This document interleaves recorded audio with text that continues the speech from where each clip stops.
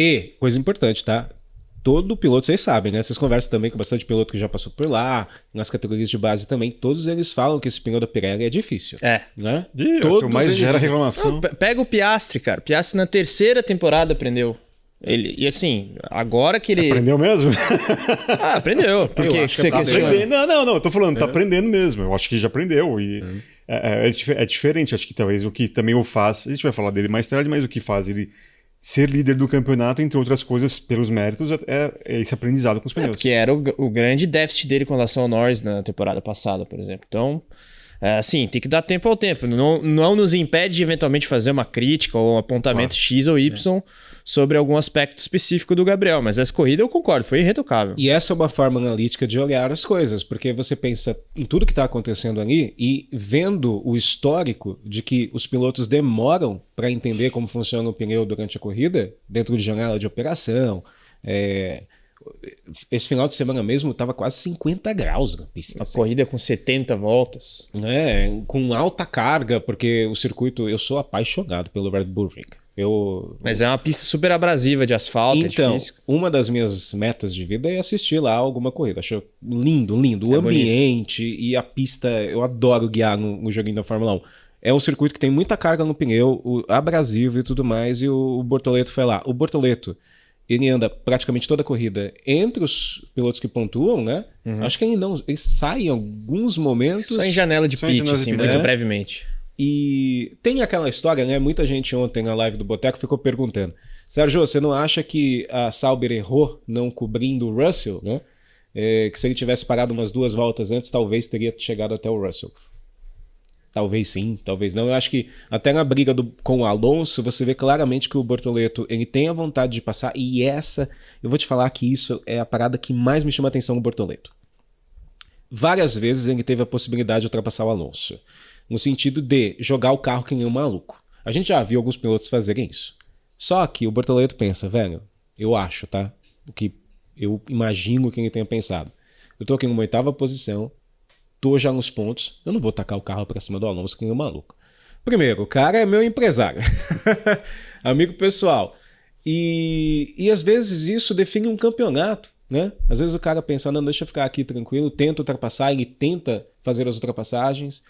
A disputa dele ali saindo da curva 3 lado a lado com o Alonso é fantástica, né? Ele tem que mandar enquadrar aquilo, né? Muito bonito. Foi. E ele dá azar também, né? Porque o Norris chega e o Alonso tem o DRS. Aliás, cara, meu coração, velho, na boca, velho. Porque assim, tava no onboard dele, do nada ele vira pro lado e o motor perde potência. Meu Deus, o que aconteceu? Ixi. E aí depois quando mostra de cima a gente vê o carro da McLaren, né? Por um segundo, nossa, me deu um desespero. Até porque a gente no Brasil, infelizmente, eu lembro de tanta coisa com o piloto brasileiro que tava ali, né, pra acontecer e dava alguma coisa errada. A gente é meio traumatizado. Somos as pane hidráulicas de Rubens Barrichello.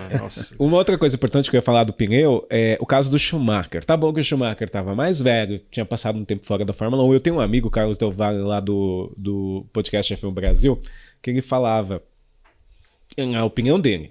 E eu acho que eu confio. Ele acha que se o Schumacher tivesse ficado em 7 e 8, a Ferrari teria ganhado os títulos de 7 e 8 com o Schumacher.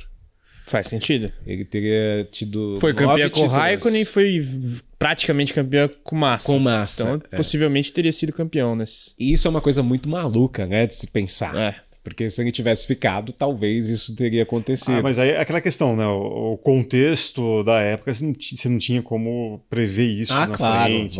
Mas era uma outra Fórmula 1. É um engenheiro de obra pronta, é um dos poucos que eu aceito, porque é um papo de boteco total, né? Total. Taca na mesa e fala, e aí, o Schumacher teria ganhado 7 e 8? Mas eu tô trazendo o Schumacher por quê? Porque de 2010 a 12, quando ele volta pra Fórmula 1, qual foi a maior dificuldade do Schumacher na categoria?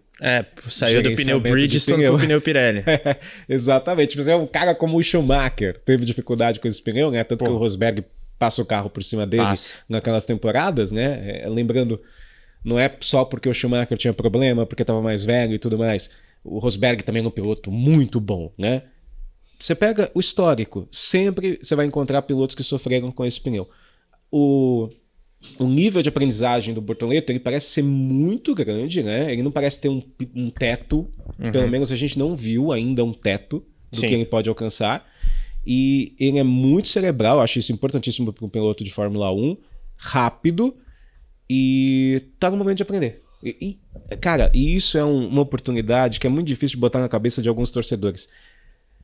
Para pensar se o Bortoleto tivesse ido para RB. Será que Você ele vai teria? chegar na Red Bull? Então, será que ele teria esse tempo? Com o Marco falando, o Bortoleto não é piloto de primeiro escalão, é prateleira B, né? Ele deu... Os universos, né, se uniram assim e deram uma oportunidade para ele, ó. Fica aqui, ao lado de um piloto extremamente experiente, alemão, uma equipe suíça, o cara ganhou Le Mans. Aparentemente um cara que... O Hülkenberg, bom de relacionamento. Então, ele parece ter melhorado com o tempo, né? Porque época de Force India, de Sauber, o pessoal falava que ele era meio carne de pescoço. A treta dele com o Magnussen lá Isso. no Rio. Ele parece ter dado uma evoluída, né? Foi pai, ganhou Le Mans. Pode ter tirado um monte de peso dos ombros e parece ser um cara mais tranquilo agora. Até vendo a comemoração dele de toalha com o Bortoleto, né? Sim. Aproveita, aprende. E isso é uma oportunidade raríssima na Fórmula 1. Raríssima. Não tem muita pressão, né? Basicamente é isso. E o que diz que o Mattia Binotto, provavelmente o staff de ponta da Audi, aquele pessoal confia no Bortoleto, né? E eu confiaria também. Eu acho que a dupla da Sauber é fortíssima, né? Dá pra, pelo menos uns 2, 3 anos aí no mínimo.